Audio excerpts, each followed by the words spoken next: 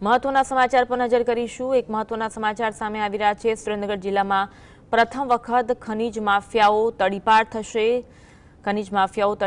પ્રથમ વખત સુરેન્દ્રનગર જિલ્લામાં ત્યારે 88 જેટલા ખનીજ માફિયાઓનું લિસ્ટ તૈયાર કરવામાં આવ્યું છે અને તેમને તડીપાર કરવામાં આવ્યા છે।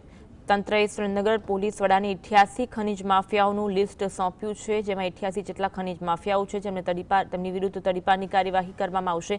પ્રથમ વખત તડીપારની કાર્યવાહી કરવામાં આવશે। 88 જેટલા ખનીજ માફિયાઓનું લિસ્ટ તૈયાર કરવામાં આવ્યું છે અને તેમના વિરુદ્ધ કાર્યવાહી કરવામાં આવશે। 88 જેટલા ખનીજ માફિયાઓનું લિસ્ટ તૈયાર કરવામાં આવ્યું અને તંત્રએ સુરેન્દ્રનગર પોલીસ વડાને એ સોંપ્યું છે, જેમાં 88 ખનીજ માફિયાઓનું લિસ્ટ સોંપવામાં આવ્યું છે। અવારનવાર જે ખનીજ ચોરીના બનાવો સામે આવતા હોય છે, ખાણ ખનીજ વિભાગ કાર્યવાહી કરતું હોય છે, પણ હવે ખનીજ માફિયા વિરુદ્ધ એક મોટી કાર્યવાહી કરવામાં આવી રહી છે। લિસ્ટ તૈયાર કરવામાં આવ્યું છે, જેમાં 88 જેટલા ખનીજ માફિયાઓનું નામ છે।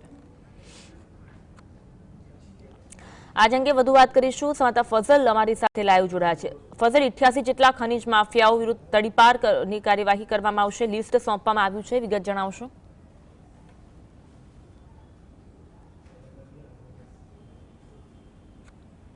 ચોરી ચાલી રહી છે, પરંતુ હાલના તબક્કામાં જે ચોટીલા પ્રાંત અધિકારી હરેશ મકવાણા છે તેના દ્વારા દરોડા પાડી અને કાર્યવાહી કરવામાં આવી રહી છે।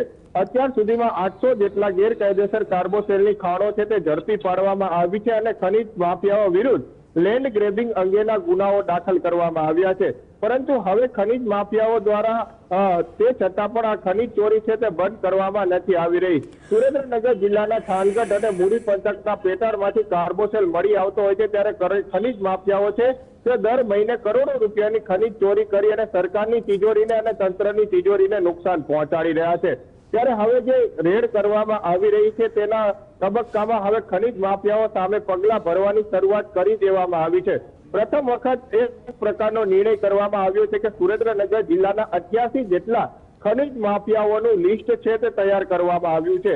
જે ખનીજ માફિયાઓ 10 કરોડથી વધુની ખનીજ ચોરી કરી ચૂક્યા હોય તે તમામ ખનીજ માફિયાઓના નામોની યાદી છે તે તૈયાર કરવામાં આવી છે। સુરેન્દ્રનગર જિલ્લા પોલીસ વડાને આ યાદી સોંપવામાં આવી છે અને તડીપાર કરવા અંગેના હુકમ કરવામાં આવે તે પ્રકારની માંગણી અને જે દરખાસ્ત છે તે પ્રાંત અધિકારી દ્વારા કરવામાં આવી છે। ટૂંક સમયમાં 88 જેટલા જે ખનીજ માફિયાઓ લિસ્ટમાં સમાવેશ થઈ ચૂક્યા છે તેમને તડીપાર કરવાની કાર્યવાહી છે તે શરૂ કરવામાં આવશે। આજે લિસ્ટ તૈયાર કરવામાં આવ્યા બાદ ખનીજ માફિયાઓમાં પણ હાલના તબક્કામાં ફફડાટ ફેલાઈ જવા પામ્યો છે। એક તરફ ચોટીલા પ્રાંત અધિકારી દરોડા પાડી અને ખનીજ ચોરી ઝડપી રહ્યા છે, ત્યારે બીજી તરફ ખનીજ માફિયાઓ છે તે ખનીજ ચોરી બંધ કરવાનું નામ નથી લઈ રહ્યા।